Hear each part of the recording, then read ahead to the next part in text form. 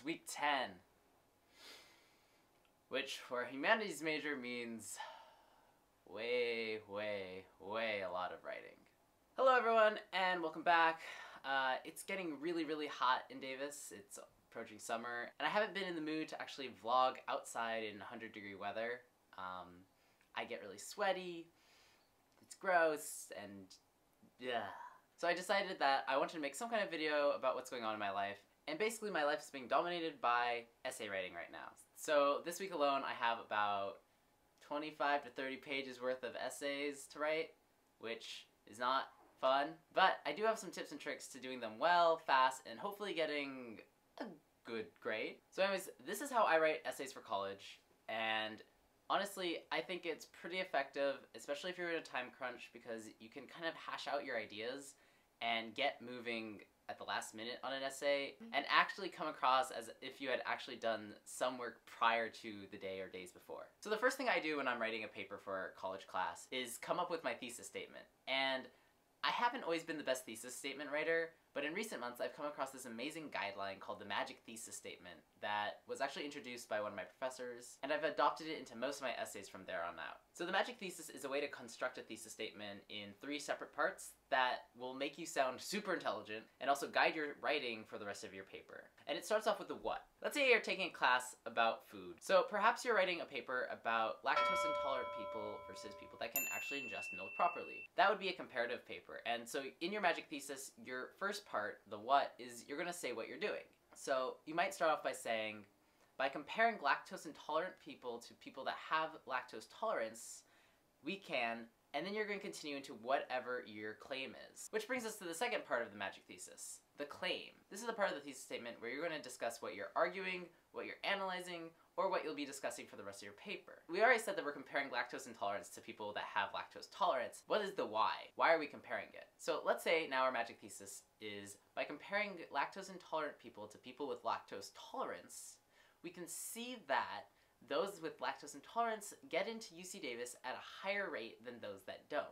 And now we have what is the basis for our paper. However, this would be a good start for a thesis statement, but it's not the best. You can actually make your thesis statement a lot better by just adding a "why is this important" sentence right after. Perhaps the "this is important because of our lactose intolerant" paper is going to be that this is important because, as UC Davis is an agricultural focused school, the need for students that can ingest milk is extremely necessary. Now of course I'm just making up a thesis statement, and this one's pretty rough, and like I'm just spitballing right now, but this is kind of the 3 main areas that you want to hit on your thesis statement. The what you're doing and why, and how is it important.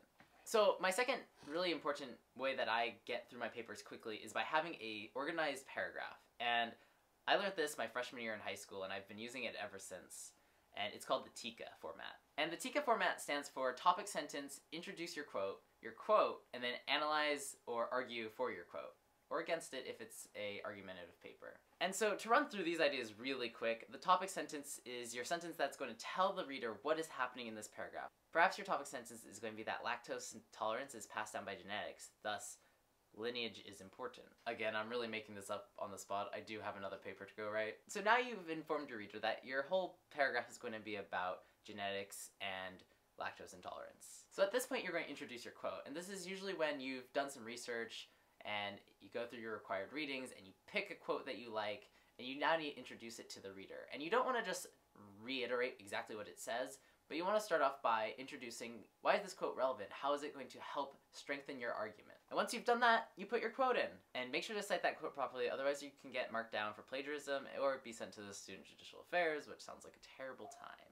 And now you're on the A, which is the meat of the paragraph, or the argument or the analytical part of that paragraph. This is where you're going to analyze or argue for the quote, and it's used to flesh out the quote better. You don't want the reader to have to come up with their own conclusions, you want to bring conclusions to the reader. It's actually done me pretty well. I don't think I've gotten lower than like a B on any of my papers that I've actually used the TIQA format. My final tip is actually something that you start doing before you even start writing your essay, and that's to outline. A lot of times if you start writing and you didn't outline, you end up writing about things that aren't relevant to your paper, or you just get stuck writing in circles and repeating yourself. Outlining is super helpful, especially if you have page requirements, because you can assume you're going to write about 2/3 of a page every paragraph, and so you know how many paragraphs you need, and you can figure out what to write about. These are my tips for writing college essays really fast, and I know it's week 10 for anyone in the quarter system, so good luck on finals, and if you're in high school and you've graduated, congratulations, but if you're still taking finals, good luck to you too. As it is finals week next week, you probably won't see a video from me till later in the week, but I am planning on rolling out summer content this whole summer. So if you want to subscribe, make sure that notification button, if you want to make sure you get my videos, is on, because I know YouTube has been weird for people. Be sure to, I guess, ring the bell if you want to be notified. If not, that's cool. Thank you for 1,600 subscribers, I believe is where I am. And unless people have unsubscribed in the making of this video, and if not, I'm really excited that 1,600 people are following along. And so that's it. Good luck, and don't forget to be awesome.